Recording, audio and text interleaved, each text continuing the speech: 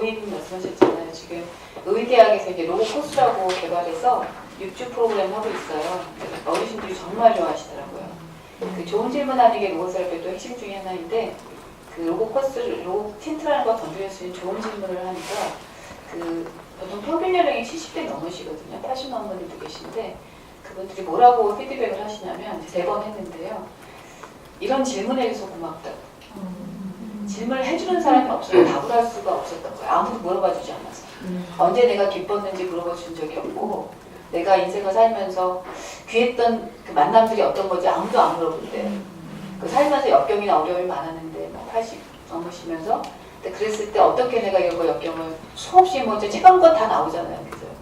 그런데 한 번도 누가 물어보지 않아줬는데 이렇게 물어봐줘서 고맙다고 그러면서 이제 나눠주고 계신데 너무 좋아하셔서 얼굴들이 매주 바뀌시는 게 보여요. 그래서 지금 인천에 있는 성당에서 매주 토요일마다 맛있게 먹고 신나게 웃고 진실하게 만나자 보다 기쁜 삶 이렇게 해서 진행하고 있거든요. 근데 아마 이거 로고 코스라는 건 노인대학뿐만 아니라 일반 분들에게도 계속 적용을 할 수 있겠다 이런 생각을 좀 하고 있어요. 시험적으로 좀 하고 있는데 저희가 생각했던 것보다 훨씬 더 좋은 것 같아요. 그다음에 지금 청소년 대안학교에는 아까 말씀하셨었는데 대안학교에 그 대안학생들 지금 하고 있어요. 인천에. 저기 로고 코스 이거 프로그램 다 끝냈으니까 지금 그 프로그램 개발하셔서 하고 계시고 안동에 남명희 선생님이 중학생 하셨죠? 예, 중학생들도 하셔서 학교 정원 상태라든지 뭐 자존감 이런 거 다 막힌 것도 좀 결과가 되셨고 또 초등학생들도 지금 할 거고 청소년들 특히 좋고 대학생들도 자기 진로 찾는데 너무 좋게 적용되고 있고요. 아까 말씀하신 그 호스피스 쪽에는 지금 이제 국립암센터에서 그 담당해가지고 호스피스 교육하는 프로그램이 지금 개발되고 있는 걸로 알고 있거든요. 그때 제가 알기로는 제가 직접 거기 담당하는 분하고 연락을 했는데 그 뭐가 빠져있어요. 여태까지 호스피스 교육에 그게 뭐냐면 의미 쪽이 빠져 있었다고. 그래서 이제 의미 치료가 교육으로 들어갈 거라고 그랬어요. 그래서 아마 그게 일부분으로 들어갈 거다 이렇게 하시고서 굉장히 다양한 분야에 적용되고 있는데 저는 한국의 로고 세라피가 당연히 잘 알려진 줄 알았어요. 그랬는데 깜짝 놀랐어요. 저는 이 교육이 전혀 없다는 걸 알고 물론 중간중간 하신 분들이 계셨는데 이렇게 정규적으로 교육이 없었다고. 근데 왜 그런가 봤더니 죽음의 수용소라든지 삶의 의미를 찾아서 이런 책들이 참 좋긴 좋은데 참 좋긴 하는데 어떻게 적용을 해야 될지를 잘 모르겠다. 뭐 자기 초를 뭐 이런 얘기가 너무 어렵게 들리고 그 다음에 실존 철학을 밑바닥에 하고 있으니까 이 철학으로 자꾸 이해하시는 분들이 많아서 아까 생활 양식이라고 그 빅터 프랭클 박사 말씀하셨는데 실존 철학으로 자꾸 이해가 되니까 철학으로 자꾸 이해하니까 철학이 사실 우리 생활인데 너무 어렵게 느껴지는 거죠. 그 다음에 너무 이상적인 더구나 이제 인간의 영적 존재나 이런 걸 해버리니까 영이라 그러면 바로 종교를 연결시켜버려서 이게 종교적인 뭐 크리스찬들이 하는 거지 종교가 없는 사람이거나 다른 종교인 사람들은 상관이 없지. 그래서 되게 철학이나 종교적인 그런 거를 갖고 있는 거를 로고세라피로 전달이 돼서 그런 건지 어렵게 생각하시고 이야기는 참 좋지만 내 삶에 어떻게 적용되는지 잘 모르겠다. 근데 이제 제가 이렇게 처음부터 말씀드리면 어떨지 모르겠는데 강의 들으시고 생각이 많이 바뀌시더라고요. 이거 진짜 생활 양식이네.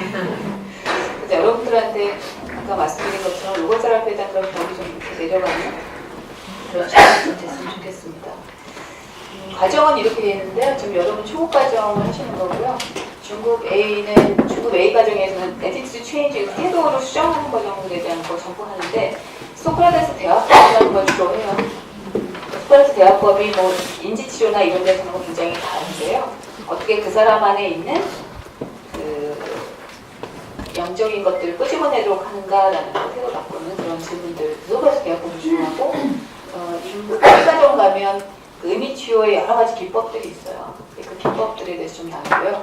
고급 과정 가면은 그때 프랭클 박사가 우리가 DSM 있죠. DSM 그 진단 책이 있는데 그거 말고 그거는 인간의 몸과 마음의 존재로만 바라보는 책이거든요. 그 영적인 그 차원을 집어넣어서 다시 이 진단 책을 다시 만드셨어요. 그래서 그 진단 체계를 다시 배울 거고, 그 다음에 우리가 정신분석이라고 얘기하잖아요. 근데 그때 프랭클 박사의 로고 세라피에서는 로고 분석이라고 해서 따로 배워요. 그래서 이제 그거까지 가면 로고 분석을 배우시죠. 그러면 이제 거기까지 배우시면 여러분이 만약에 어떤 프로그램을 쓰시겠다 그러면 그 파퓰레이션 그 대상별로 주제별로 여러분이 프로그램을 개발하실 수 있죠. 그렇게 이제 알려드리고요. 그러면 끝나시고 나면 그거까지 끝나면 아카데믹 어소시에이트 그래가지고 그 미국 본부에서 이제 그렇게 정식 멤버가 된다는 그걸 드릴 거고요. 그 끝나신 분들 중에 후야마의 과정을 하시는 분도 계시고 꼭 하셔야 되는 건 아닌데 디플로마로 나눠져 있어요. 디플로마가 클리니션 과정이 있고 에듀케이터 과정이 이렇게 나눠져 있는데 이건 일정 자격이 좀 있고요. 클리니션은 2000시간 슈퍼비전 받은 그 임상 경험이 있어야 되고 뭐 이런 조건들이 있어요. 저는 이제 클리니션에서 그 폴 엉고 교수한테 직접 받아가지고 지금 이렇게 좋았고요. 지금 한국에는 아직 없으세요. 한 분도 저밖에. 내년 3월에 이제 기다리시는 분들이 많으셔서 내년 3월에 디플로마가 2년 정도 과정인데 그렇게 시작하려고 좀 하고 있어요. 로고세라피는 적용 분야인데 그래서 굉장히 이상적이고 그 실천이 안 된 것처럼 이렇게 인상이 돼 있는데 한국에 소개가 안 돼 있는 거예요. 이게. 그래서 보시면 제가 그 로고세라피 학회에서 나오는 논문이 한 40년치가 다 읽었어요. 한 6,000페이지 정도 되더라고요. 읽으면서 다 정리를 다 했어요. 아, 이 논문은 뭐에 대한 요약을 전부 해가지고 분류를 다 시켰더니 이제 카테고리가 대충 이렇게 나오더라고요. 그래서 뭐 로고 세라피가 교육에 적용시킨 에듀케이션, 로고 에듀케이션에서 그렇게 돼 있고, 그다음에 로고 경영, 매니지먼트 쪽에 아주 중요하게 좀 갔고요. 중독 아까 오셨다 그랬는데 중독에도 적용이 잘 돼 있고, 그다음에 청소년 예방, 특히 요즘에 그 청소년들 중에서 특히 이제 우리가 소위 비행 청소년 이렇게 얘기하는데. 비상한 행동을 한다고 제가 생각해요. 이상한 행동이 아니라. 근데 그 수감돼 있거나 이런 친구들 교목하는 데 있죠. 로고세라피 적용을 하고 있는데요. 서울에 그 고잼 스님이라고 하고 계세요. 근데 그러니까 뭘 너를 잘못했으니까 고쳐야 되나 이게 아니라 그들 안에 있는 한 번도 아프고 상처받지 않은 부분이 건드리지도 하는 작업을 했을 때 그게 진짜로 예방이 되는 거라서 이게 무슨 말인지 나중에 이해하실 거예요. 제가 설명 드릴게요. 그 다음에 가족 치료에도 로고세라피 프로그램이 나와 있어서요. 예비 부부 프로그램에 로고세라피가 가트만 아시죠? 가트만 치료랑 같이 들어가 있고요. 그다음에 가트만 치료 같은 것도 사실은 그 러브맵이라고 하는 꼭대기 가보면 그 7가지 중에 쉐어링 커먼 맵으로 나와요. 그 부부간에 제일 중요한 게 우정인데 그 가장 중요한 가치가 본인들이 갖고 있는 의미를 나눌 수 있는 부부가 가장 오래 간다 이렇게 돼 있거든요. 그래서 책에 보면은 빅터 프렌들박스 영향을 많이 받았다는 얘기를 쓰였어요. 가트만 교수 직접 만나 뵀는데 영향을 많이 받으셨고, 그다음에 죽음에 대한 거 요즘에 굉장히 많이 다루고 있죠. 그래서 호스피스 말경 환자들에게 어떻게 이걸 적용할 건지 그런 것도 돼 있고, 이제 널싱이 특히 그 케어링하는 부분에 그 영적인 부분을 많이 넣잖아요. 그래서 논문에 보면 간호사분들이 쓴 논문들이 많아요. 암 환자들이나 뭐 이런 분들에 대해서 쓴 게 많고요. 그러면 당연히 호스피스 쪽에 많이 사용하고 있고 여러 가지 정신건강에 많이 활용을 하고 있는데 이게 나중에 보면 3대 신경증에 대한 설명을 드릴 거예요.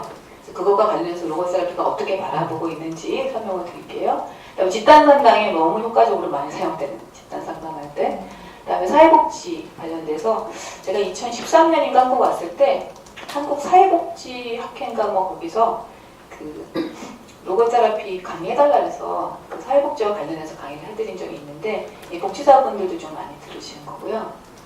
그다음에 정치, 뭐 사회변화 이런 쪽도 같이, 왜냐하면 이게 가치와 관련돼 있기 때문에 그래요.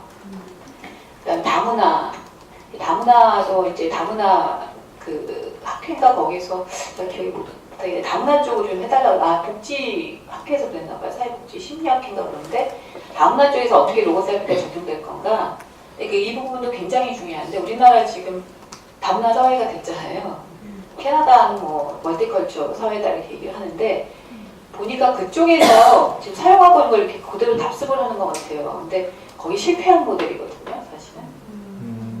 왜냐하면은 우리가 다르다라고 시작해버리기 때문에 그래요. 그리고 통합한다는 얘기 자꾸 하거든요. 인테그레이션 한다 그러는데 이 통합 자체가 사실 말이 잘 안 되는 말이에요. 통합이라는 거는 양쪽이 적당하게 이렇게 균형을 맞춘 문화가, 그러니까 예를 들어서 외국에서 온 분이 여기 왔을 때 자기 문화도 50, 여기 문화도 이제 통합이라는 게 가능한데 자기 문화로 온 건 빵 프로, 여기 100%가 되기 때문에 통합이 아니라 요즘엔 네고시에이션이라고 그래요. 어떻게 그 두 가지를 다 조합해서 네고시에이션 할 거냐고 해서 아이덴티티 네고시에이션으로 가지 아이덴티티 인테그레이션으로 가지 않아요. 근데 이거 인테그레이션 자꾸 가니까 통합 못한 사람들은 다 논문 보면 심리적으로 불안하고 뭐 실패자고 이렇게 나타나요. 그렇지 않거든요. 이런 것도 좀 바뀌고 있고, 그다음에 멀티컬처 보통 그러면 우리가 무엇이 다른가를 자꾸 바라보잖아요. 이제 캐나다에서도 이제 대학원에서 제가 아시아에 한국에서 왔으니까 뭐가 다른지 대학원에서 좀 강의해달라고 가잖아요. 그러면 다 기대하고 있어요. 다른 얘기를 할 거라고 기대하는 거죠. 뭐가 다르냐? 너가 한국에서 왔으니까 대표적으로 컬렉티비즘 집단주의랑 개인주의가 뭐가 다른지 설명해달라는 건데 제가 첫 마디는 다르지 않다부터 시작하거든요. 너희들이 다르다고 시작한 것부터가 전제가 잘못됐다고. 왜냐면 인간은 근본적으로 영적인 차원에 봤을 때 같다고. 표현되는 방식이 다를 수 있지만 그러면 애들 되게 충격받아요. 처음에는. 뭐 다르다는 얘기 할 줄 알았는데 같다고 그러니까. 근데 왜 같을 수밖에 없는지를 로고세라피 쪽에 설명을 하고 충분히 이해를 하시더라고요. 그다음에 이제 대학생들 특히 이제 아브라함 메슬로우라고 인본주의 되게 유명하신 분이 책에 보면 그렇게 써있죠. 대학은 내가 누구인지 그리고 자기 소명의 문제를 찾아가는 과정이라고. 그래서 특히 대학생들 진로 문제, 뭐 저도 진로에 굉장히 나중에 다 때려치고 다시 시작하고 이런 과정을 겪었잖아요. 그래서 되게 중요한 거를 또 로고세라피가 들어가고 측정 도구들 개발하는데요.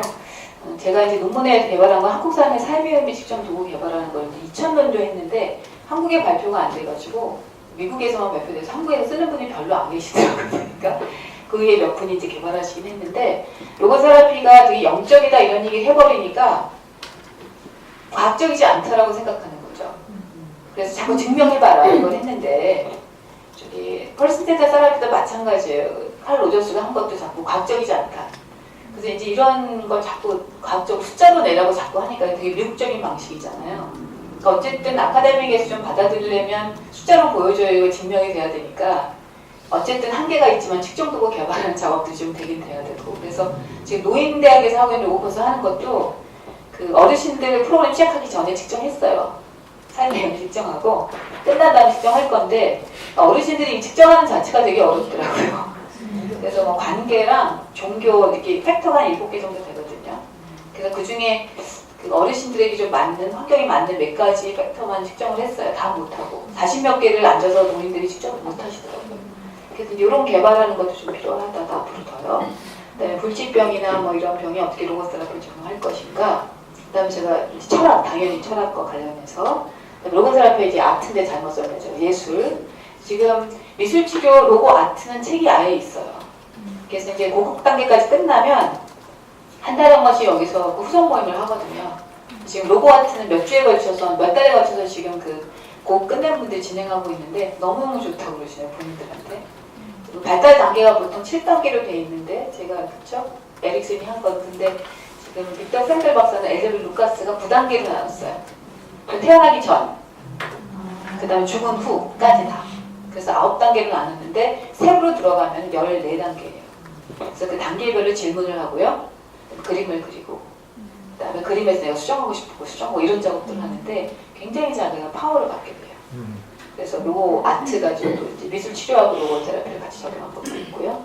종교랑 당연히 연결돼 있죠. 기타 여러 가지 나눠져 있어서 적용 문화가 꽤 많은데 전혀 이런 게 한국에 이제 전달이 안 된 것 같고 이제 뒤에 뭐 과정이 좀 이렇게 가면은 다른 데랑 되게 비슷한 기법들이 막 나오는 것 같아요. 이거는 LMP에서 하는 건데 이거는 인시치에서 하는 건데 막 이렇게 나와요. 근데 그것들이 다 언제 이렇게 발표된 거냐면 미국이나 이런 1980년대 초반이거든요. 그러니까 40년, 한 30년 동안 한국에 전달이 제대로 안 됐죠. 왜 그런가 제가 너무 궁금해서 그 논문을 읽다 보니까 한국 사람 이름이 나오더라고요. 1980년도에 한국 분이 논문 2개를 낸 게 그 학회지에 나온 거예요. 고병학 교수라는 분이더라고요. 정신과. 그래서 제가 1980년 초반인데 그러면은 벌써 35년이 지났는데 그죠? 35년, 37년? 왜 이게 전달이 안 되지? 그래서 그분이 인터넷으로 막 한 며칠을 찾았어요. 어디 계신가? 너무 궁금해서. 고병학 교수 어디 계실까? 정신과 그 의사시던데 보니까 대학에 계셨고 막 추적 해보니까 찾았어요. 제가 그분 찾았는데 그분이 1980년 어느 정도 한참 로고세라피를 열심히 하시려고 하다가 어느 대학교에 그 대학 원장으로 가셨는데 거기 딱 히스토리를 보니까 3월에 취임하셨는데 12월에 갑자기 돌아가셨어요. 그러니까는 고해 80년대 초반에 돌아가신 거예요. 그래서 이게 딱 스탑됐구나. 근데 책 한 권도 번역하셨대요. 근데 그게 스탑돼서 제가 너무 안타까운 생각이 들어서 막 찾아보니까, 그래서 그쪽에 또 연락해서 대학원에 학과장님 물어보니까 제자시래요. 연결돼서 그 자녀분도 알게 되고, 그 고잔 스님이라고 국립정신건강센터 따님이시더라고요. 정신간호사 하시는데 작년에 이제 교육받으러 오셨어요. 그래서 제가 이게 정말 뭔가 인연이다. 지금 한국에는 강건호 교수님 삼육대학에 그분이 제자이신데 고잔 스님과 같이 열심히 하고 계셨어요, 두 분이. 그래서 강건호 교수님은 15년 동안 혼자서 로봇을 하고 계셨더라고요. 그래서 간호 쪽에 하고 계셨는데 초급 과정을 정말 겸손하게 들으러 오셨어요. 근데 이틀 동안 너무 많이 우시고 오셨어요. 그래서 너무 눈물이 나시는 거예요. 마치 빅터 프랭클 박사를 만난 것 같은 그런 느낌이 드셨는지. 그래서 굉장히 나름대로 제가 이거 행복이 좀 제대로 쉽게 전달해야 되겠구나, 이제 그런 마음이 좀 많이 듭니다. 굉장히 프랙티컬하고 굉장히 실질적이고 굉장히 임상적이에요. 근데 전달이 안 된 거더라고요. 제가 이제 잘 전달을 좀 해보도록 하고, 여러분이 거의 지금 초반에 로봇 테라피를 들으신 분들이라 제가 막 1세대라 그래요. 한국이 1세대라, 저 오르사피 1세대.